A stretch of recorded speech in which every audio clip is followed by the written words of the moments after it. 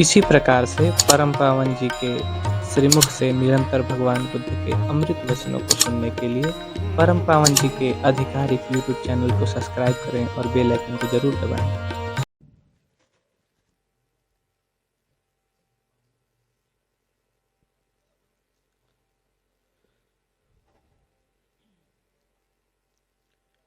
सर्वज्ञः सुगतो बुद्धो धर्मराजस्तथागतः सम्मन्तभद्रो भगवान् मार्जिन्नो कजिज्जितः षड्भिको दशबलो अद्वयवादी विनायकः मुनीन्द्रः श्रीघनः शास्ता मुनिशाक्यमुनिनिस्तयः सह शाक्यसिंहः सर्वार्थसिद्धः सौधोदानिशसः गौतम एर्वाकबन्धुस्व मायादेवी सुतस्य सह ध्रुवधरं धुरन्धरं शीलराशिशुभाननं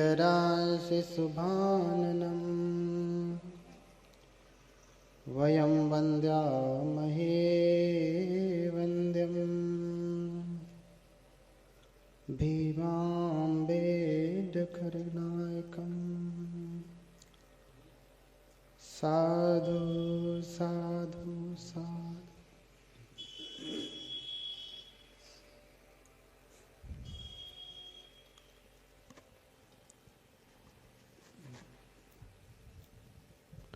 जगत क्रिया को जानने वाले तथागत भगवान अरहत सम्यक संबुद्ध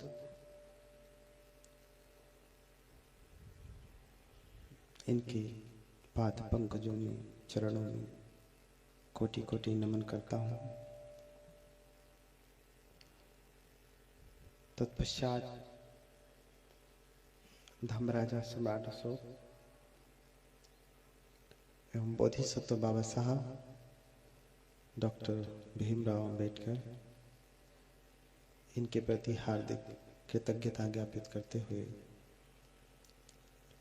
नमन करता हूँ।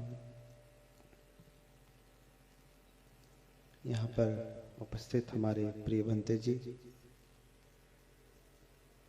सभी श्रद्धावान उपासक उपासिकाएं, आप सभी लोगों के प्रति बहुत बहुत मंगल कामनाएं।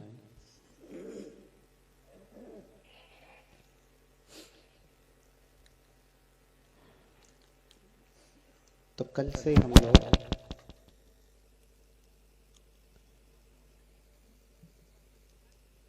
कल हमने देखा कि भगवान ने किस प्रकार से रिद्धि प्रतिहार्य दिखाया, चमत्कार दिखाया। भगवान बड़े ही सामर्थ्यवान हैं। इनके जैसा कोई भी सामर्थ्यवान आज तक नहीं हुआ, लेकिन हम बुद्ध को भूल गए, इसलिए ये सारी समस्याएं आज हमारे सामने हैं। अब फिर से हम उन बुद्ध के गुणों के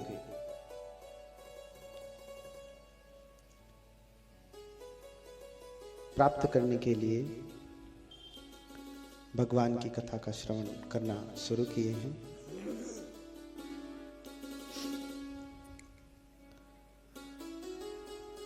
तो हम जानेंगे कि भगवान की महिमा क्या है और कैसे स्मरण करेंगे तो आपके जीवन के दुख दूर होंगे। दुखों के कई प्रकार हैं। किसी को बहुत भयंकर बीमारी है तो उससे परेशान है, किसी को बुरे सपने आते हैं उससे परेशान है, किसी को भूत प्रेत पकड़ लिया उससे परेशान है। किसी को क्या परेशानी, किसी को क्या परेशानी। इस संसार में हर कोई दुखी है।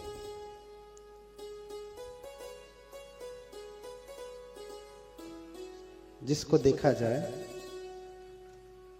उसके पास दुख है, चाहे छोटा हो चाहे बड़ा हो, सभी लोग दुख से दुखी हैं। और दुख से छूटने के लिए नाना प्रकार के प्रयत्न करते हैं, लेकिन छूट नहीं पाते। कुछ छूट जाते हैं, कुछ बचे रहते हैं। अच्छे से अच्छा डॉक्टर भी कभी कभी उसकी दवाएं काम नहीं करती। बड़े से बड़ा डॉक्टर भी असफल हो जाता है आपके रोगों का निदान करने में। इसका मतलब ये नहीं कि डॉक्टर को ज्ञान नहीं। कहीं तो कुछ चूक हो रही है जिसकी वजह से रोग दूर नहीं हो रहा। क्योंकि जितनी दवाएं, जितने आपके रोग हैं उतनी दवाएं हुई, और फिर उसके अनुसार डॉक्टर ने आपको दवा दिया।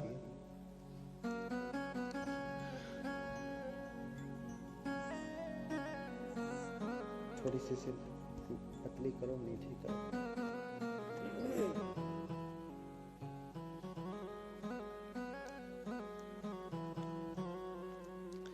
बोलिए भगवान बुद्ध की।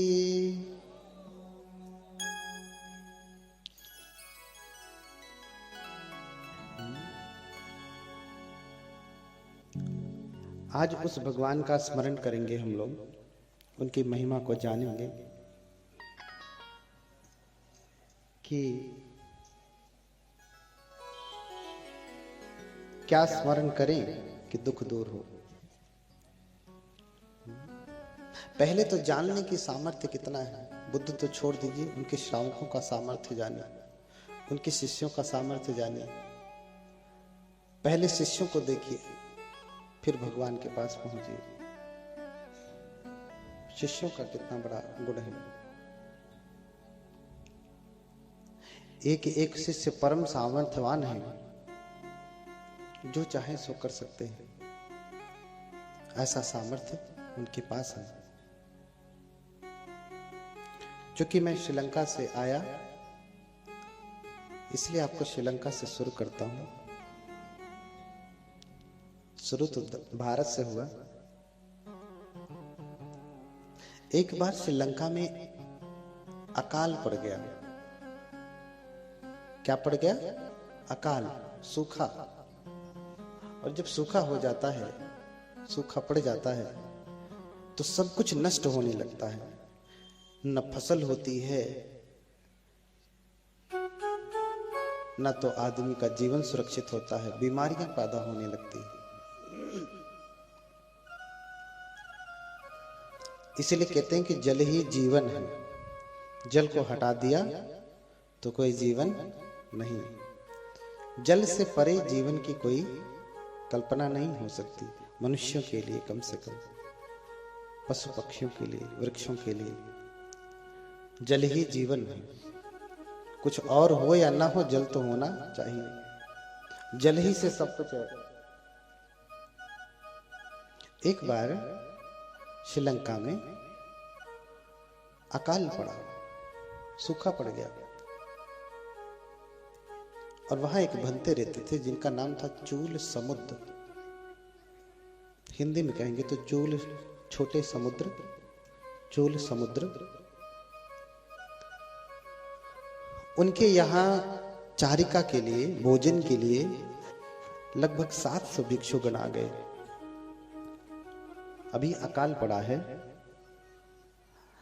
और ऊपर से विहार में, बुद्ध विहार में 700 भंते आ जाए तो समस्या हो जाएगी ना।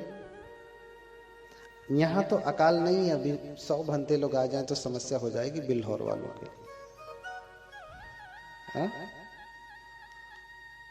बिना अकाल के।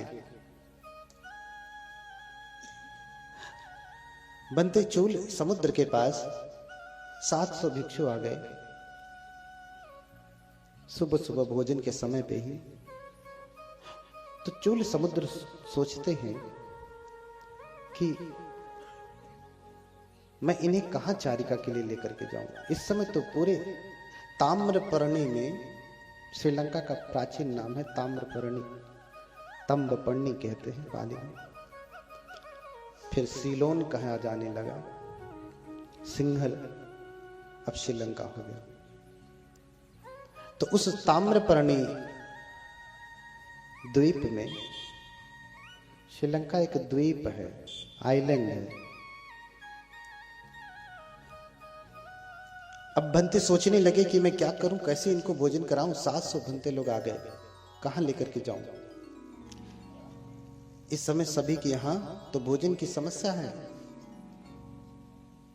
लोगों को स्वयं खाने के लिए भोजन नहीं है। मैं इन भंते लोगों को कैसे भोजन कराऊंगा।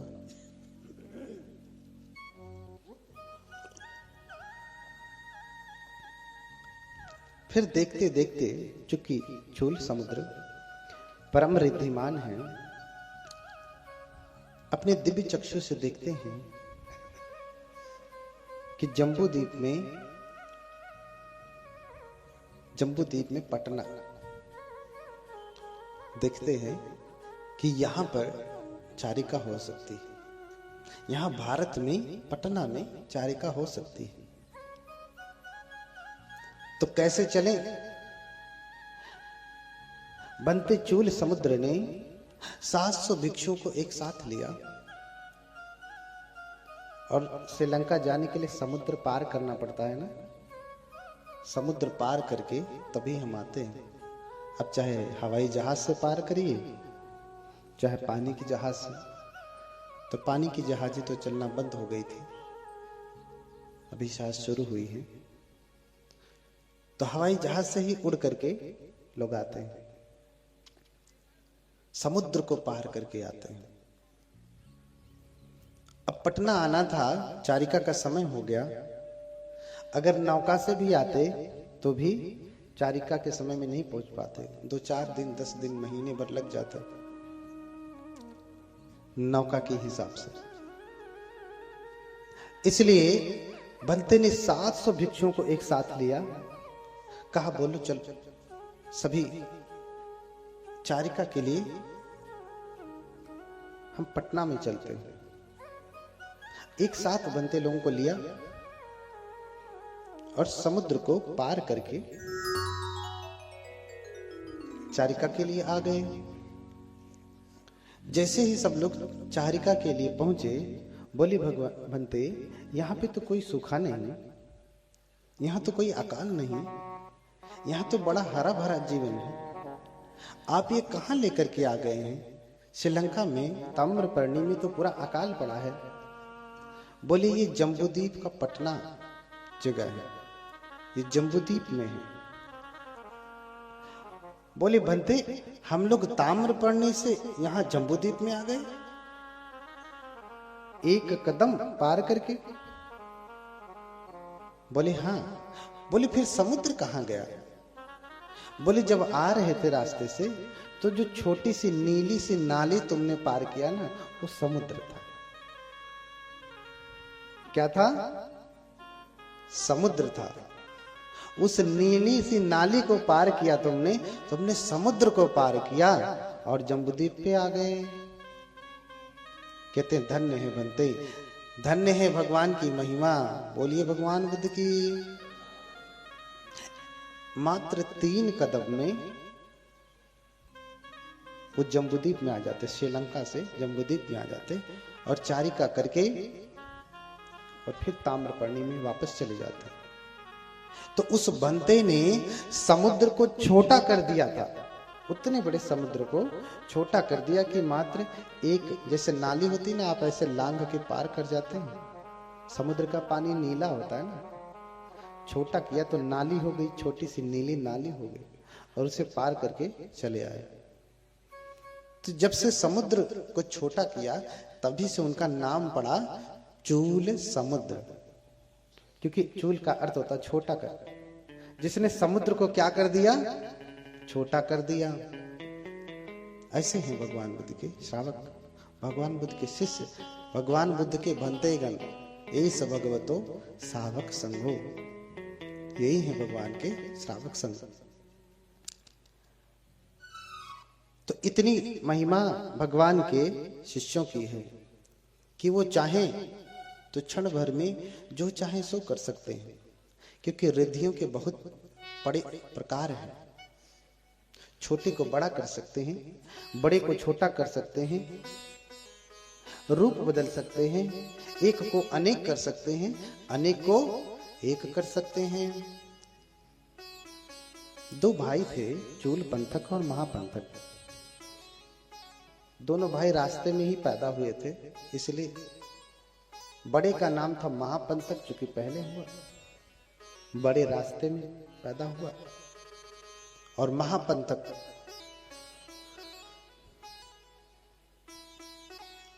एक महापथ पे पैदा हुआ महापंथक, एक छोटे पथ पे पैदा हुआ छोटा पंथक, इसलिए चूल पंथक महापंथक। दो नाम, दो भाई हैं, सगे भाई। सबसे पहले महापंथक भगवान बुद्ध के शिष्य हुए, भगवान के शरणों में आकर के प्रवज्जित हुए और थोड़े ही समय में अरहत हो गए। उसके बाद उन्होंने अपने भाई को कहा कि तुम भी सुगत के शासन में प्रवज्जित हो जाओ। प्रवज्जित हो गए। प्रवज्जित होने के बाद महापंथक चूंकि अरहत हैं, इसलिए चूल पंथक को एक सूत्र देते, एक गाथा देते याद करने के लिए। चूल पंथक वो गाथा याद नहीं कर पाते, वो चूल पंथक याद नहीं कर पाते, और याद न कर पाने के कारण उनके बड़े भाई उनको बहुत डांटते थे। कहते तुझे समझ में नहीं आता, गाथा एक नहीं याद होती तुमसे। तो बोला बार बार पाठ करो इसका। याद नहीं तो पाठ कहां से हो। पहले आज की जैसी किताबें नहीं हुआ करती थी कि सामने खोल लिया और देख करके पाठ किया। मुख से जो है सुनते थे, मुख से कोई कहता था तो सुन करके उसे धारण करते थे, इसलिए मुखागम कहा, मुख से निकला हुआ है। इसलिए महायान के संस्कृत साहित्य को आगम कहते, आया हुआ है। कहां से? बुद्ध के मुख से आया हुआ है, इसलिए आगम कहते हैं उसे। दीर्घागम, बड़ा वाला आगम है, मध्यम आगम है, संयुक्त आगम है, एकोत्तर आगम है और शुद्ध आगम है। ये सारे आगम हैं। महापंथक ने चूल पंथक को याद करने के लिए गाथा दी, याद नहीं कर पा रहे थे। उस समय महापंथक बुद्ध विहार के विहाराधिपति थे, मैनेजर थे, एक प्रकार से समझिए, भोजन प्रबंधक थे।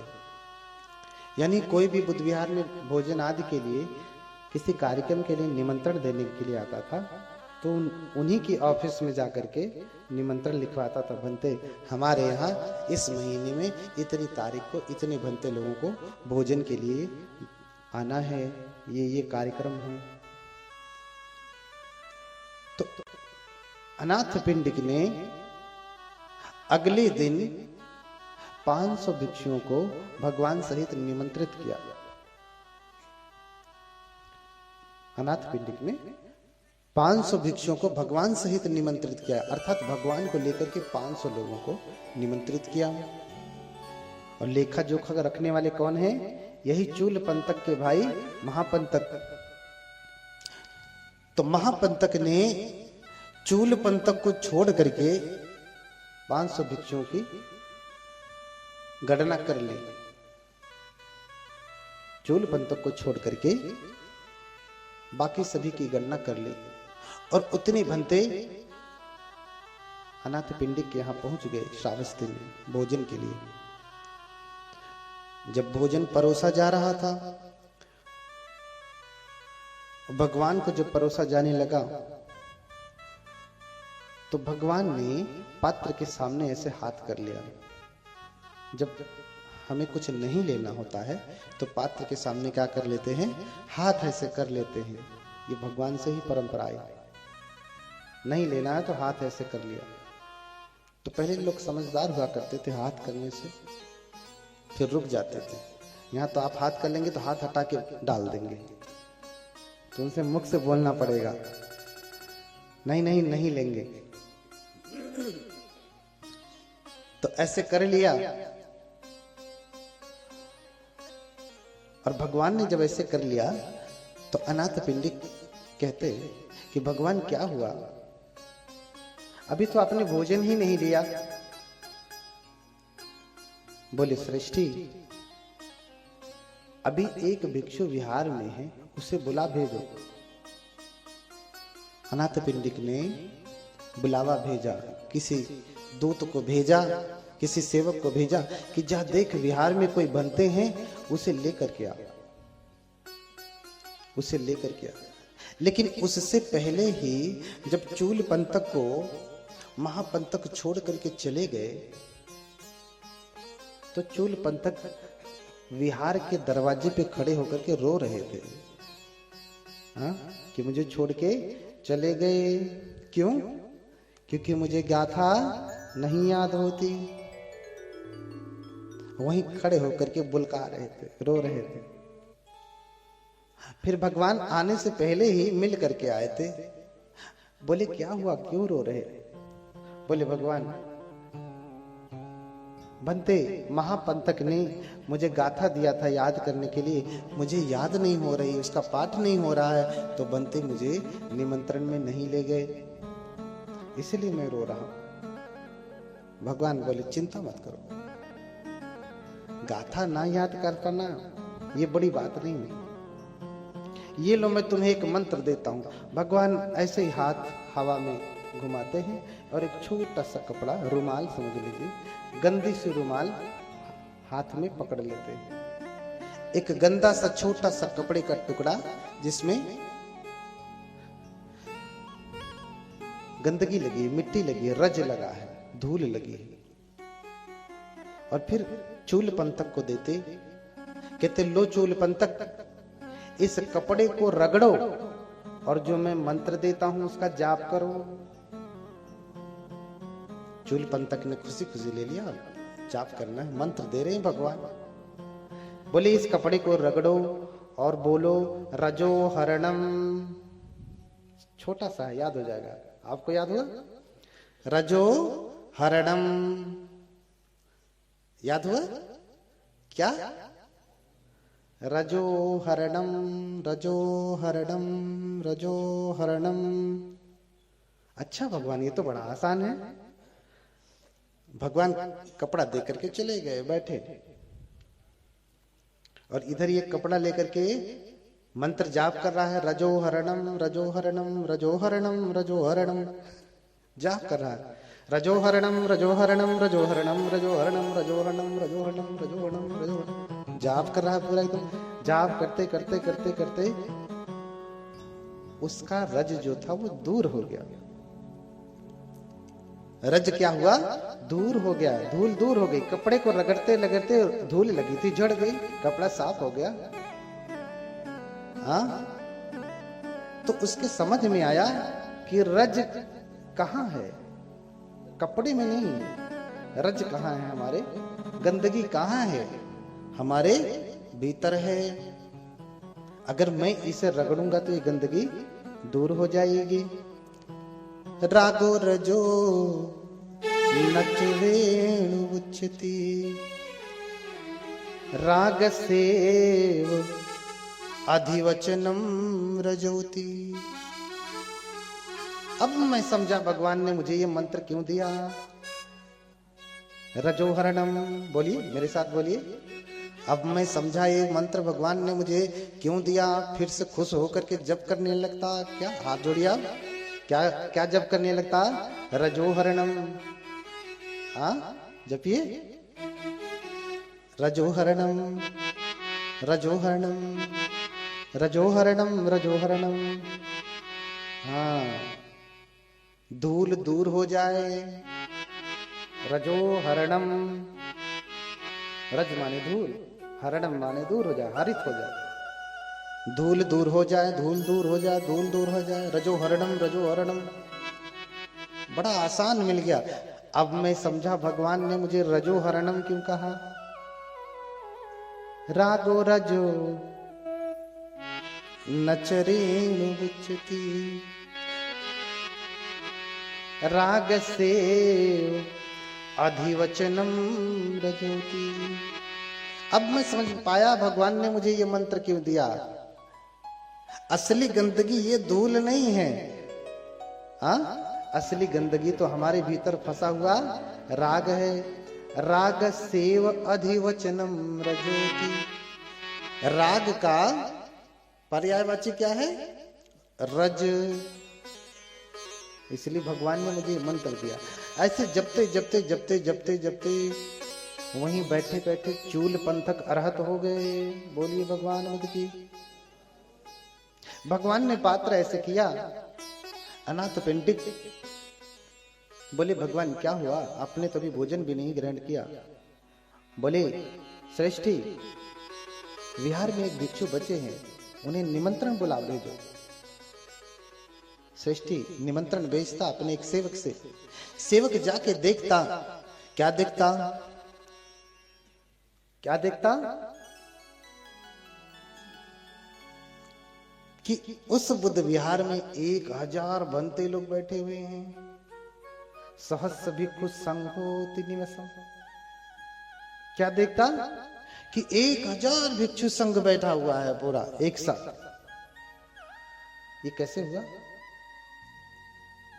स्वयं जब वो अरहत हुए तो उन्हें सब प्रकार का रिद्धि बल प्राप्त हुआ, और फिर विक्रमण इद्धि जो होती है, एक से अनेक करने की जो इद्धि होती है, उस रिद्धि के द्वारा उन्होंने अपने शरीर को 1000 भंते लोगों में विभाजित कर दिया अपने जैसा। ये भी प्रियदर्शी, वो भी प्रियदर्शी, वो भी प्रियदर्शी, हाँ? ये भी चूल पंथक, वो भी चूल पंथक, वो भी चूल पंथक। 1000 चूल पंथक बैठे हुए हैं। अब वह करके देखता, अरे इसमें से किसको बुलाना है? भागा भागा वापस जाता, कहता भगवान वहां तो 1000 चूल पंथक है, किसको बुलाना है? भगवान कहते जा, जिसे पहले देखना उसी के चीवर का कोना पकड़ करके खींचना, कहना कि चलो तुझे भगवान बुला रहे हैं। हाँ? 10 बलों में दिठो आगतोसी आलम्बनम पिलदो। चलो तुम्हें भगवान 10 बल तुम्हें बुला रहे हैं। और वो भागा भागा गया। जो पहले दिखाई दिया उनका चीवर का कोना पकड़ करके कहता कि चलो तुम्हें भगवान, चलो आपको भगवान बुला रहे हैं। जैसे ही चीवर पकड़ करके कहा कि चलो भगवान बुला रहे हैं, सहस्र मिल करके एक बनते हो गए। सहस्र बनते मिल करके क्या हो गए? एक हो गए। और फिर चूल पंथक पहुंचते हैं सभा में। ऐसे ऐसे हैं भगवान के श्रावक। एक से अनेक होने की विद्याएं जानते हैं, अनेक से फिर एक होने की विद्याएं जानते हैं।